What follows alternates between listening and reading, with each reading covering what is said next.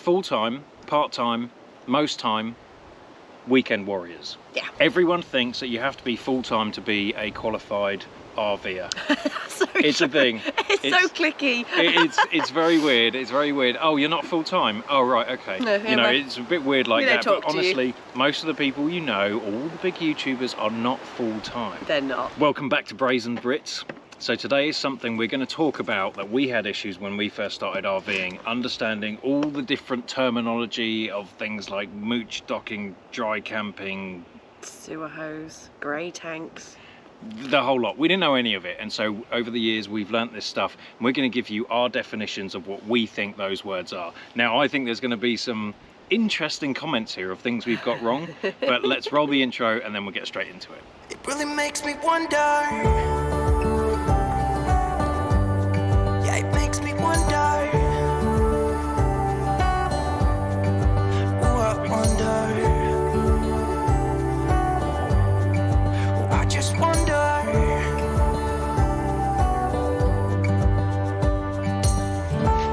All right, so let's start with the ones that we just kind of mentioned, and that is boondocking, mooch docking, and dry camping.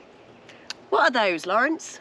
Not really sure, but actually, no, that's a useless video then. Okay, bye. Okay, so mooch docking is when you're staying with friends on their property. Yeah. For example, and you're mooching off Yeah, them. you're basically mooching off them and, you know, using their facilities and things like that. And that can be also be dry camping, boondocking, I guess. Yeah. So the thing with dry camping and boondocking, I think boondocking is no hookups at all. There's no water, there's no septic, there's no power. Yeah. So that's complete boondocking. And then I believe dry camping is no water, but you do have power. So you'll find a lot of places that obviously the septic and the water hookups are the most difficult, but you can get power. So right. I think that is dry camping. Oh, I assume those two are kind of the same, just people say. Yeah, people use them interchangeably. So you'll hear people dry camping, oh, we're dry camping or boondocking, but I think officially that's the difference. Well, I think also we should probably clarify what are hookups. Oh, We've said that 3 times already, and someone might be saying, a what? Basically, yeah, so hookups is, if you say, hey, do you have any hookups, then it's those 3 things. It's septic, water, and power. That's the 3 kind of essentials. And so you can have full hookups, which is all 3. Yeah. And then, or you can just have part hookups, which might just be water, or it might just be power. Yeah, and you'll find that at like national forests and stuff, they'll often just maybe have just power or just water and power, but septic's harder to find. So should we go on to the tanks as well? So there is grey tank, black tank, fresh tank, sewer hose, black tank flush, and septic. Yes. So let me just run through those really quickly. I mean, it's really obvious for anyone experienced. I'm going to run through this real quick. So the grey tank is the things from your shower and your sink. Yes. There is no poop or pee waste in that. There's no waste in that. So it's just the washing up and your showering and stuff like that. It's basically used the clean water. The black tank is just for your sewer stuff. So that's, you know, unless you have a composting toilet or something like that, you're going to be using your black tank, and that is for your poop and your pee. And then the fresh tank is for your fresh water, which is the clean water that you can drink. It's from, you know, you'll generally fill that up, you know, if you're going dry camping, you'd fill up your fresh water tank. If you're connected to a campsite, you won't use a tank, it will just come direct out of the faucet or the hose, the water hookup. And then the sewer hose, obviously there's a few different names of this, Stinky Slinky, things like this. You connect that up to the rig and then it goes into the septic system that the campground will offer, or a dump station that you can find in things like Flying J's, or I think Camping World has them, dump stations. So you just hook the hose up from your rig to the ground, and then you open the valve to let the black water go through, and then you rinse it through with the grey water to go through there. And then the last thing was the black tank flush. Not every single rig has this, but you can connect up a hose from the faucet into your black tank flush, turn that on, and it will basically rinse out the black tank. So obviously if you just empty the black tank, there's always some stuff left behind. The black tank flush just helps to flush that out, and you can rinse it out. Okay, and I will have a little side note here. Lawrence mentioned the word septic.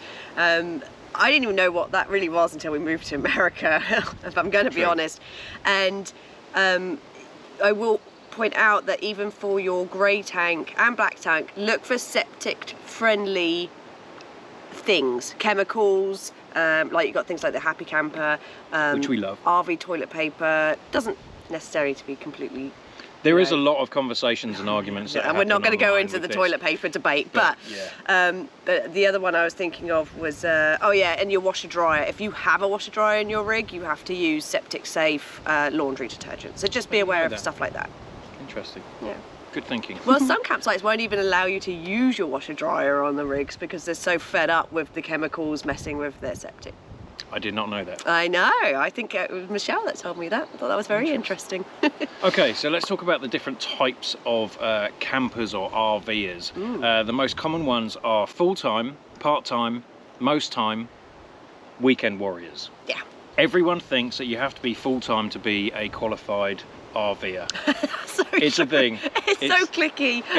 It's very weird. It's very weird. Oh, you're not full-time? Oh, right, okay. No, you know, it's a bit weird like that. But honestly, most of the people you know, all the big YouTubers are not full-time. They're not. They have home bases, you know, even if it's on family places, but they have full hookups, it's not full-time. But either way, it doesn't matter.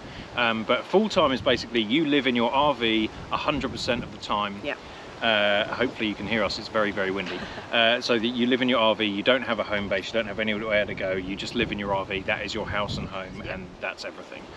Part-time is maybe, I'd say we're part-timers or most-timers. I think most-timers are more than part-timers, but that's where you'd be part-time, where you would maybe go away for a month and then come back home, or go away for a couple of months and come back home. Most-timers are really like snowbirds. Yes. I think, where they will maybe have a house up north and then they'll take their RV to go to Florida or somewhere warm in the winter. 6-7 months at a time. Yeah, I would say that's either a snowbird, because they're obviously, you know, avoiding running away from the snow, or a most-timer. I would consider us a most-timer. We have a house that we stay in the winter, and then we go and travel in the summer for most of the year. Okay. On and off.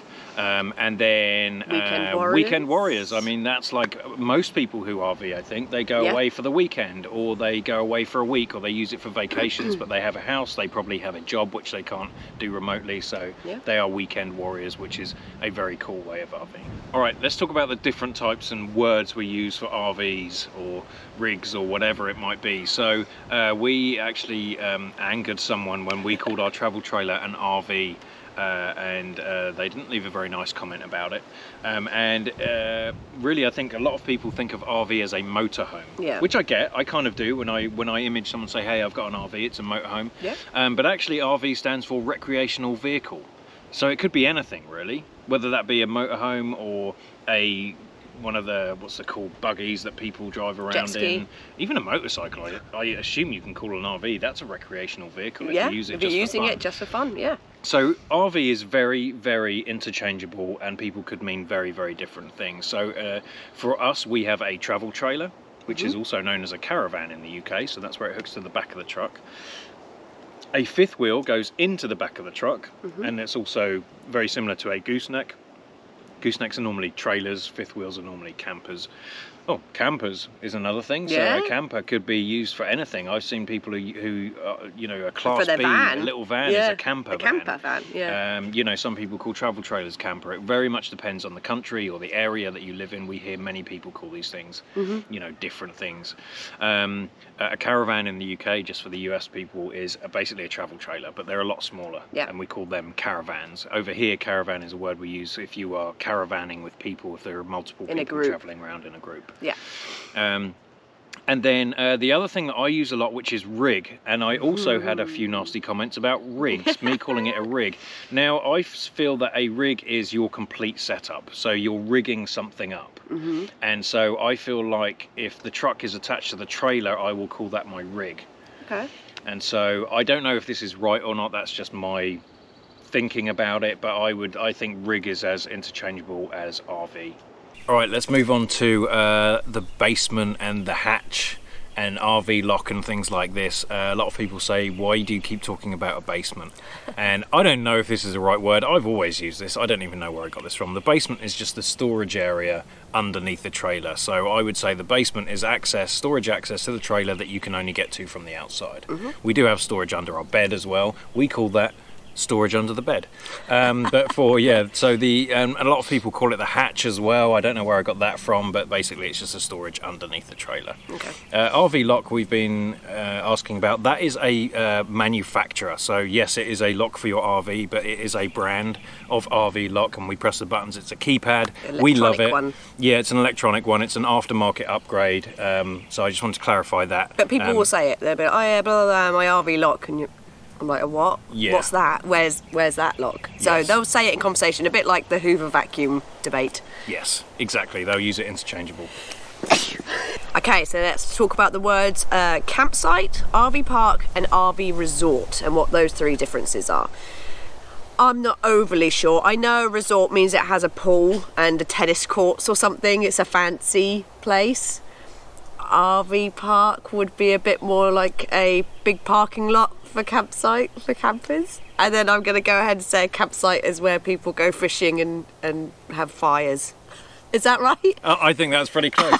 And like, mention in the comments if you disagree with any of this stuff. That's cool. Like, I'm not saying we're right, and we're probably very wrong about some of this stuff, but I think you're right. I think a campsite is probably more of a leisure kind of place where, you know, or not even that, because people can go camping, but yeah, you're right, fishing, maybe it's a bit more vacation-y, but there will be some RV spots in there. Yeah. I think an RV park is typically just an RV park. Like, it has hookups, you go in, you stay, there's nothing fancy, it's just somewhere you can park up and stay in your RV. Maybe, you know, there's some stuff close by. And then an RV resort is generally a bit more fancier, it's a bit more vacation, there's kids activities, there's a pool, there's tennis courts, crazy golf, mini golf, all of this stuff. So I think we pretty much agree on that.